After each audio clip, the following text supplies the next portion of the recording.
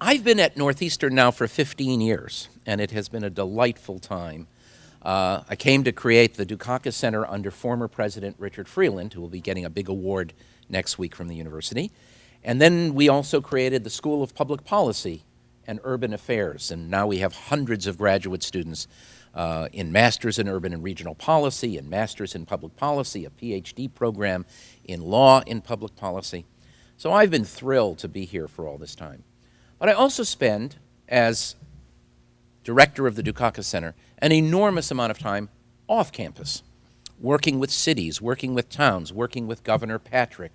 In fact, I'll be speaking at a conference with him tomorrow in Newton around the economic development of the Commonwealth.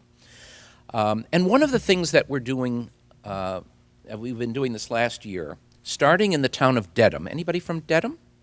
Or Newton? Or Andover? Cambridge?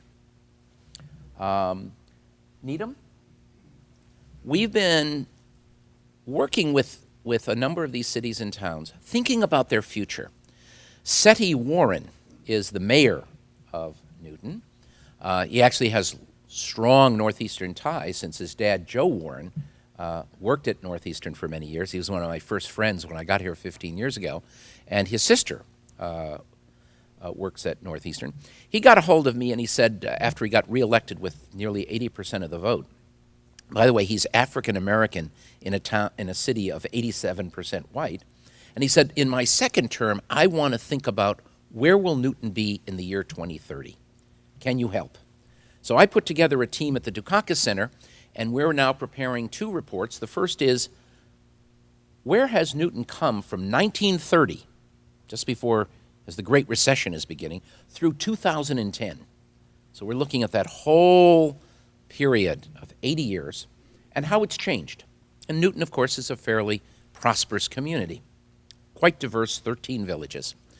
But our second report, working with the Metropolitan Area Planning Council, which is the regional planning association for Greater Boston, is projecting what the population will look like to the year 2030 and even possibly 2040. What will be the age of our population? What will families look like, bigger or smaller? What does this mean for the change in racial and ethnic composition and so forth? And the idea is, if we can get a better idea of what we might look like, number one, we can say, is that what we want to be? If yes, how do we make sure we are? If no, what could we do about it? And then number two, if the demographics will change dramatically, what does it mean for housing? What does it mean for transportation? What does it mean for social services? What does it mean for the economic development of the community? So we've started to do all of this work, and more communities are coming to us and asking us to do it. For me, this is fascinating because for now, nigh on to 50 years, if you include my graduate training, I have trained as an economist. I do economics. In fact, this year I was on sabbatical working at the Federal Reserve Bank, in my spare time, setting world interest rates and things like that. But I have been, you tell me what the rates you want, I'll get it for you. I've really woke up one day, a couple years ago, as we were starting to do this work, and I said, I got it all wrong. I should have been a demographer. What's happening and what's really exciting is demographic change, population change, and what it means. So what I did today for our little talk, and I'll go through this very quickly so we have some time for questions and answers, is take a look at a little bit of history and think about what will Greater Boston look like, the communities where we live, mainly eastern Massachusetts. What might that look like in the future? So most of us in this room are either baby boomers or probably pre-baby boomers. I was born in 1944 during the war. The baby boom generation is basically 1947, if you were born between 1947 and 1964, right? And there were 76 million baby boomers, and another 8 or 9 million before that, born just before World War II or born during the war. And if we go back, we'll realize that at the end of World War II, this is your parents, not you. We're coming back from World War II. We had the Servicemen's Readjustment Act, known as the GI Bill. And of course, the GI Bill provided all kinds of opportunities for returning service people to go to universities and colleges. It helped the universities boom. All kinds of people who had never been able to afford or even think about going to college went to college because of that. But we also had housing programs for servicemen coming back. And in fact, we have communities around Boston, including in Newton, where you could get a house for $9,999 with $100 down for a 2-bedroom house with 1 bath and a small backyard. And this really helped create modern America. Because until the end of World War II, people either lived in the country, on farms, in rural areas, or they lived in cities. Suburbs were new, right? The distance between being in Boston and going out to what would become Route 128, and then, of course, now 495. Stephen Ambrose, the writer, said that GI Bill was the best piece of legislation ever passed by the U.S. Congress, and it made modern America. The educational establishment boomed, and then boomed, and then boomed. The suburbs, starting with Levittown in Long Island, and others were paid by GIs, borrowing on their GI Bill at a very low interest rate. Thousands and thousands of small businesses were started in this country and are still there thanks to loans from the GI Bill. It transformed our country. And we tend to forget how important that legislation was for the transformation of our country. With the average household size rising to 3.67, almost 4, mom, dad, 2 kids, families headed for the suburbs. Okay? There's a typical home. This is actually in Newton, Massachusetts, right? Circa 1948-49. Mom, dad, in this case 3 kids, and that family looks almost identical to my family. That's my father. It isn't, but could be. I grew up in Detroit. That would be my father, Irving. That would be my mother, Zelda. That's me. See over there?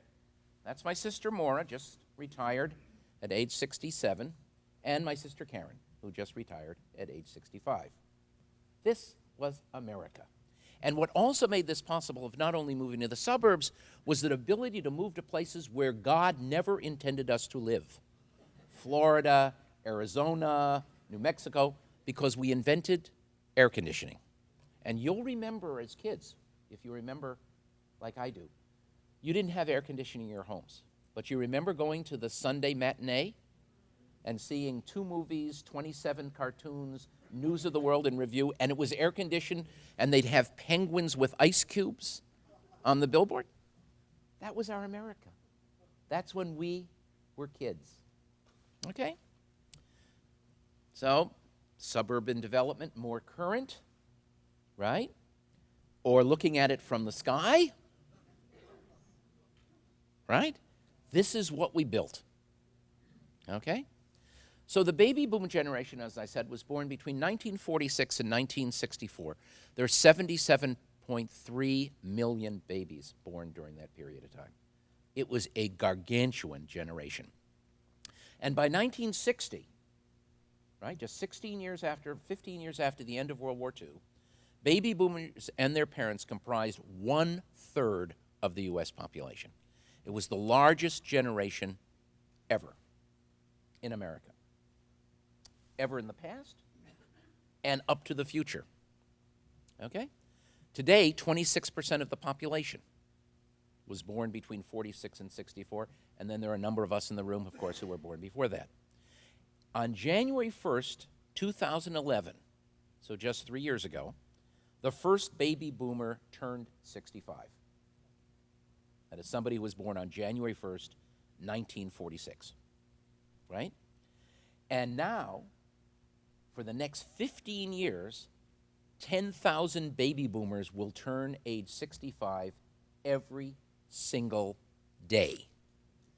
So imagine 10,000 more people turning 65 every day, 365 days a year, for the next 15 years and 9 months. Okay? That's how unbelievable this demographic revolution is. And by 2030, given the longer lifespans we all have, 71.5 million of those 77.3 million baby boomers are still expected to be alive. thanks to medicine, thanks to better food, and all the good things we have. So let's take a look at New England. That was nationwide. Let's take a look, first of all, at New England and Greater Boston. Here in New England are 6 New England states: Maine, Vermont, New Hampshire, Connecticut, Rhode Island, Massachusetts. We are actually growing very slowly. We're picking up a little bit of pace as we're getting some younger people to come here. And I'll come back to that.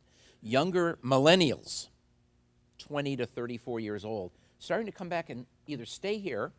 I haven't been able to keep my 22-year-old. I started very late in this parenting, and my son is graduating, unfortunately, not from Northeastern, but from Northwestern University in Evanston, Illinois, in June, and will be teaching in the Chicago Public Schools this fall.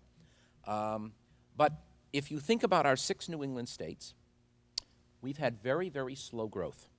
Nationwide, between 2010 and 2020, so we're halfway through that now, or almost, the Census Bureau thinks we'll have 8.7% more people in the United States by 2020 as we had in the 2010 census, 8.7%. The only state of our 6 New England states that will exceed that is New Hampshire. New Hampshire is getting younger people moving in, taking advantage of whatever they have. If you'll notice, the slowest growing state is expected to be Connecticut, right? Growing at a rate 1/3 of what the nation is. And Massachusetts, maybe 3.1%. We may get that up to 3.3 or 3.4 since these numbers came out, but still half the national rate. So we're growing slow. That's not necessarily a problem. The problem is that we're getting old, and we're getting old very fast. Because of that baby boom generation getting older, and by the way, I've done a tremendous amount of statistical analysis of this. I've run it through many computers at the university. It turns out, this amazing statistical fact, if we survive, every year we get 1 year older. And so we can actually predict that if you survive, you'll be 1 year older next year than you are today. And we can predict that with absolute accuracy. Well, it turns out that nationwide, because of this baby boom generation aging each year, by 2020, 5.5 years from now, basically 99% of all the net growth in the population will be people over 65. Many fewer younger, and then people who are 45 will be 55, 55 will be 65, and so forth. So these are 55 above. 99%. So we're all growing older nationwide. But look at Connecticut, Massachusetts, and Rhode Island. Actually, Massachusetts will have more than 100% of the growth will be older people, according to the projections that we've had. You can see it here. The red bar is Massachusetts, and you'll see here, if you look out onto the right, it's maybe hard to see, that's 55 and above, 65 to 74. You'll see the red bar is the oldest group, it's Massachusetts. The middle bar is New England and U.S. And you'll see over here where we have younger cohorts, we actually lose population because we've got 35-year-olds becoming 45-year-olds, and there aren't as many 25-year-olds becoming 35, and we don't have that much migration into the region. So we're growing older faster. And that means a couple things. We're going to have a lack of experienced workers, prime age workers, age 35 to 54. That's our prime age. Right now, if this projection holds, we'll actually have fewer prime age workers by 2020 than we do today. So you might ask one very simple question. Who's going to do the work? Who's going to do the work? That's why attracting younger people here is actually very, very important. We might also ask, who's going to pay the taxes? Okay? Well, one group that will be coming to help us are these millennials. They're also a larger generation. By 2020, they're going to be 25 to 34 years old, and we're actually doing pretty well growing that group faster than the rest of the country. They're coming here for our biotech. They're coming here for our financial service industry jobs. They're coming here. And if we don't scare them away with cost of living that drives them away to someplace else, particularly the cost of housing, we may luck out. Those young people, our children, Our children? How many have children between 25 and 34 right now? Our children may replace us if we can keep them here. We then did projections, working with the Metropolitan Area Planning Council, of what the population of Greater Boston will be in the future. So in 2010, there were about 4.46 million people living in Greater Boston. It's 101 towns and cities. We expect a small growth to 4.56 by 2020 and 4.7 million by 2030. That's a growth of about 2.2% per decade. Not very fast, right? And you'll see another slide here just showing Greater Boston's population increasing at less than one-third the U.S. rate through 2030. Okay. So what does that mean in total?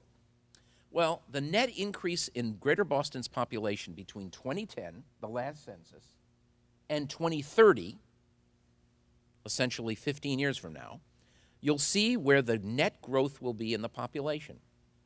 424,000 more of us age 65 and above. In other words, the state is going to look like this room. Okay? We're only going to have about 17,000 more people 55 to 64, kind of pre-retirement. We're going to have fewer by 2030 under age 55, if this holds. Okay? Still, there'll be a lot of them, but all the net increase is us, right here. We are the future. Okay? And along with that, because we're empty nesters, and many of us, unfortunately, will be widows or widowers, we're going to get smaller and smaller households. So 3.76 or so, almost 4 people at the end of World War II. We had 3.22 persons per family or per household in 1970. By 2010, that was down to 2.5. A couple and a half a person. And by 2030, we'll be down to a family size of just 2.3. So remember that photo? Mom, dad, 3 kids, 5 in that household? The average will be half that by 2030. That's a dramatic, fundamental change. You'll see here that one chance we have for success is these millennials right here, about 33,000 more that we might have in Greater Boston. This is just another slide showing the same, but now talking about what kind of household size we have. So let's go over here, and if you go over to the right, look at what is called a non-family household. That's a household that either has a single person in it, no other people, or it has 2 or more unrelated individuals. So a good example would be my son, who was living with 3 roommates in Evanston, Illinois. That's a non-family household. We expect no change, essentially, in the number of non-family households. If we look at large family households, those are 4 or more members of the household, right? Mom, dad, 2 kids, 3 kids, 4 kids, or mom, dad, grandpa, and grandma. Almost no growth there at all. Where we're going to see mammoth growth is in single-person households and in 2 or 3-person households. In other words, small households. So we're going to go from that little community with 5 to lots of housing where we need housing for a single person or at most 2 or 3. That's where all the growth will be by 2040, according to the latest data we have. Big housing challenge, because most of us, many of us, live in larger single-family homes that we bought, 2, 3, 4, sometimes 5 bedrooms, 2, 3, 3.5 baths, 2-car garage. Not clear that's where we're going to be when we're 80 or 85. I know my wife and I have a big home in Cambridge, and we're already starting to talk about the possibility of moving to a smaller apartment. So the housing stock is out of whack.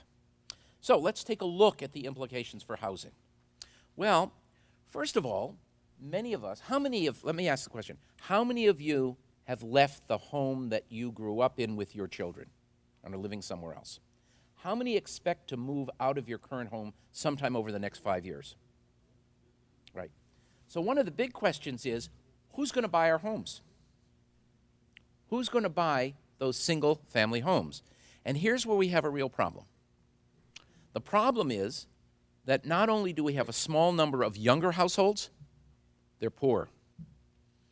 Their incomes are lower than ours. They're first generation in which the kids are not doing as well as we are. But in addition to seeing their income fall over time, in fact, households under 25, the youngest, saw a 31% decline in their inflation-adjusted incomes just between 2000 and 2010, right? But they are also in debt up to their eyeballs, in part to pay my salary at Northeastern University. So they're coming out of school, they're getting poorer jobs, they're in debt, they're marrying later, they're having children later, and so the question is, you know, I bought my first house when I was 27, I think. It's unlikely that most young millennials are going to buy their first home, and certainly not a single-family suburban home, by the time they're 27. Maybe they'll buy a co-op, a condo, but they're more likely to be renting, and they're more likely to be renting in a multi-unit building that's more affordable than single-family homes. Okay? The problem for our young kids is that rents are going through the roof. In fact, there's a big story in the Boston Globe this morning.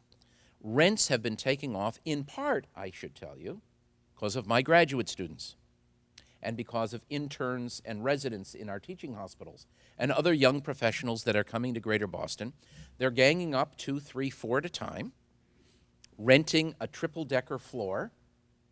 And if you go back and you think about the triple-deckers that make up well over 1/3 of all the housing stock in Greater Boston, at least in Cambridge, Boston, Somerville, Waltham, that housing was built for working families, for immigrants coming here from 1880 to 1920. Well, my students are taking that over now. And the result is 3, 4, or 5 of them can outbid any family of 4 who's trying to survive, let's say, teaching in the Cambridge public schools. And the rents are going through the roof, as you can see here. Notice the rents continue to go up despite the fact we had a great recession, right? Prices of a lot of other things came down, but not rents. And we now have the 3rd highest rents in the whole United States. Only New York and San Francisco, and New York's off the roof, you know, out of sight. I have a niece, 4 years, University of Vermont. She was a fabulous skier, and she was a ski instructor for disabled kids. She then decided she wanted to be a chef.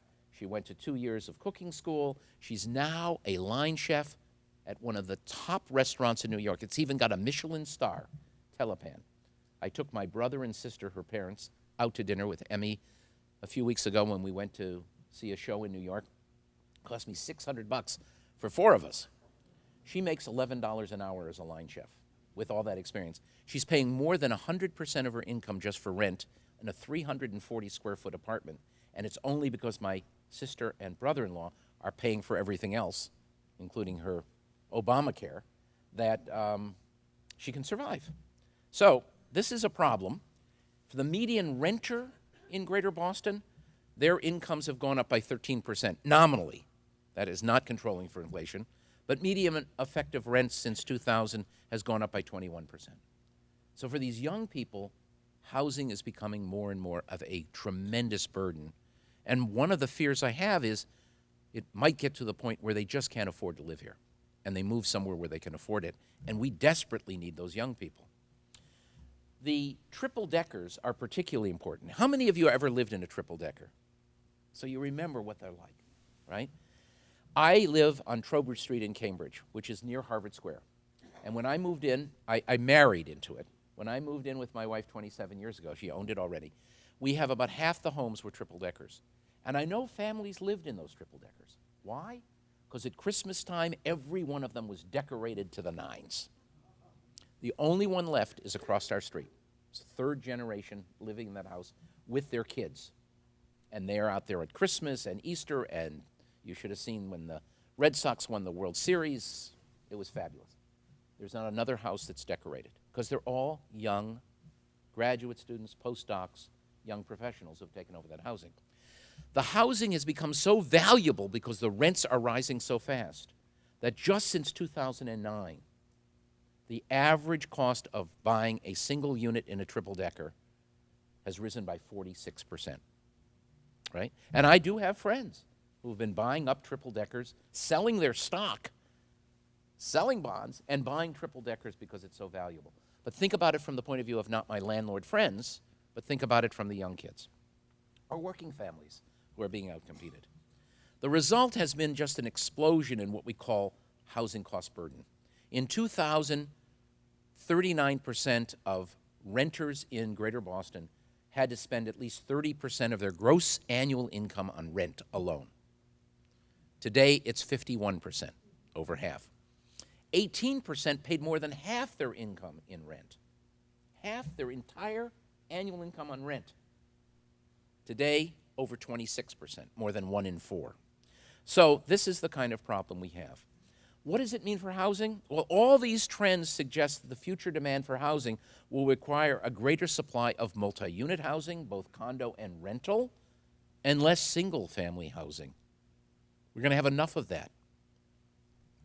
And younger households may also wish to live closer to the city or village centers. Josh is graduating in June. He'll start teaching in the Chicago Public Schools. My kid is 6 feet tall. He's white. He's going to be teaching bilingual education in the Chicago Public Schools. God bless him. And I said, Josh, I have a lovely car. It's only got 60,000 miles, 6 years old, here in the parking lot. How about I give you that car as a graduation gift? Right? And he looked at me and said, Dad, what would I do with it? Now, I come from Detroit, right? I come from Detroit. So when you turn 16, right, if one of your parents doesn't take you down to the police station to get your license by 9:15 a.m. on your 16th birthday, in the city of Detroit, you could take them to family court for child abuse. I can't get my son to buy a car or take a car because he said, the last thing I would want to have is the burden of a car. I've been traveling all over the state. I did 13,000 miles in the state last year just talking in communities. But I counter-commute from Cambridge outward. I go out the Pike, going west. Well, I watch, people lined up, moving at 4 miles an hour from Framingham. Younger generation does not want to do that. On the Turnpike, on Route 95, 93. So they're going to want to live closer to village centers. I want to do the same because I'm not going to drive. You don't want me driving when I'm 95 on your streets. And I'm from Detroit, right? And then there's us in the room. And what I'm finding from surveys that we've done is we want to age in place, but not necessarily in our current homes. We have close friends in our communities. We may belong to the church or synagogue in our communities. We have good reason to want to stay if we grew up in Newton, or Dedham, or Andover. But maybe not in the house where we raised our kids. We want to remain near our friends in our familiar places. So we're going to be giving up a large number of these single-family homes. As I said, I'm not sure we're going to have as much demand for those single-family homes, and that's one reason I'm not worried about another big housing boom on single-family homes. The demand is not going to be there as it was between 1995 and 2005. And we're also going to need more affordable units and free up rental housing for low and moderate income families. And that's one of the reasons why I have been pioneering, working with the governor, working with mayors, about creating what I call Millennial Villages. Housing for our graduate students, for interns and residents, and other young professionals like line chefs at Barbara Lynch's No. 9 Park restaurant, to not only provide them housing that will be more affordable and keep them here, because we need them, but to free up housing for working families that need it. Okay? So we need zoning reform to allow for denser transit-oriented multifamily housing. Many of our communities have zoned against multifamily housing. Many of our communities fight any new housing. That's not good.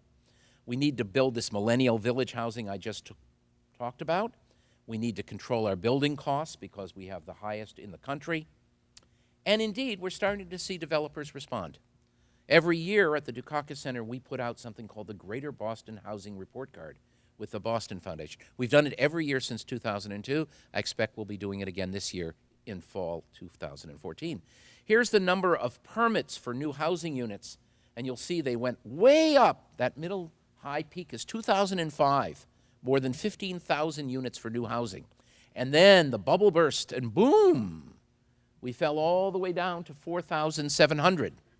And then beginning in 2011, we started to see another build-up in housing construction. That's good news.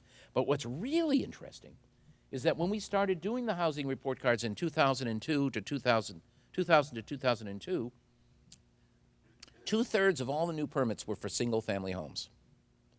This past year, we estimate that by December of last year, two-thirds were for multifamily. So the developers see this. They're better demographers than I am. So we're starting to see that happen. But we have much more to do, because the future of housing is not that picture you saw with the mom, dad, and 3 kids and the small little unit. This is more like the housing we're going to need in order to meet the demographic revolution. Thank you very much.